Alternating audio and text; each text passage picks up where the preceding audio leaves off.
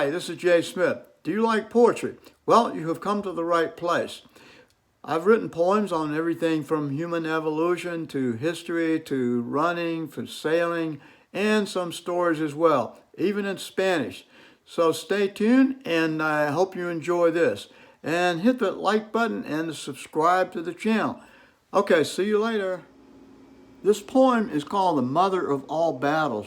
It begins as if it is describing a battle of terrorists in the desert, but actually it's about the battle between gravity and matter in the universe, including black holes, the neutron stars, our sun. And so it's really about an battle about astronomical phenomena. I hope you enjoy it. This poem is called The Mother of All Battles. The mother of all battles is a common phrase commonly used by dictators in their final days. Such a conflict might occur in the desert sand, or it might happen in a desolate and mountainous land. Can you imagine bearded men without a bath? They would likely smell and are with lots of wrath. They carry heavy rifles close to their chest. Mayhem and killing is what they do best. It's best to give them lots of space. Let them have their own terrible place. The mother of all battles this may seem to be, but some are much larger, as you shall shortly see. Now you may imagine a Star Wars place. Myriads of spaceships are fighting in a furious race. But you're not thinking broadly enough. We wish to consider much more serious stuff. For example, 93 million miles away in our sun, a gigantic battle is raging. Hydrogen is fusing and engaging.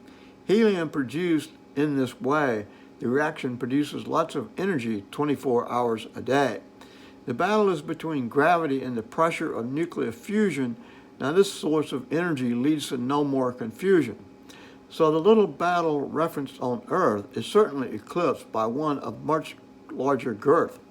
But if we search with our telescopes and eyes, much larger battles we can apprise. Consider next in your mind, think of a gigantic star of the supernova kind. As it runs out of fuel, gravity takes control. Once it begins, it's on a roll. As the star collapses, enormous heat and pressure ensue, producing heavy elements that could become things like me and you. Eventually, gravity wins, compressing everything to a tiny neutron star whose density is considerably greater than anything you've observed on Earth by far. Keep in mind, this likely is a catastrophe for planets, moons, and maybe things like you and me. But we're not done. There is more. We're just beginning to explore. Even larger energy sources and explosions can be found at the center of galaxies. They abound. We must search for stars with lots of mass. They burn furiously and are badass. Such stars can collapse to nearly infinite density. This is called a singularity. You're familiar with such, commonly called a black hole. For stars and planets and gas, it does troll.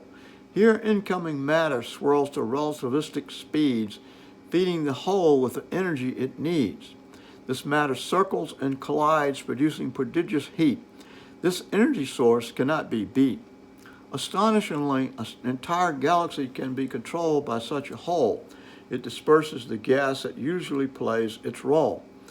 We're now almost reaching the end, finding that real mother of battles nature does send. Thus, the true cosmic battle is energy versus gravity. This will always be. There's one more chapter in our book. Very far back we must look. The Big Bang was the ultimate event in our universe. Everything and more, dark matter, it did disperse. To understand it, you must dig very deep, but much knowledge you can reap. So the real mother of all battles happened long ago, 13.7 years. It's astonishing that this much we know. Certainly there's much more to learn. We use science to discern.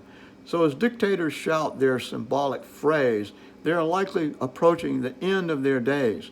The real battle started long ago, and far into the future it will go.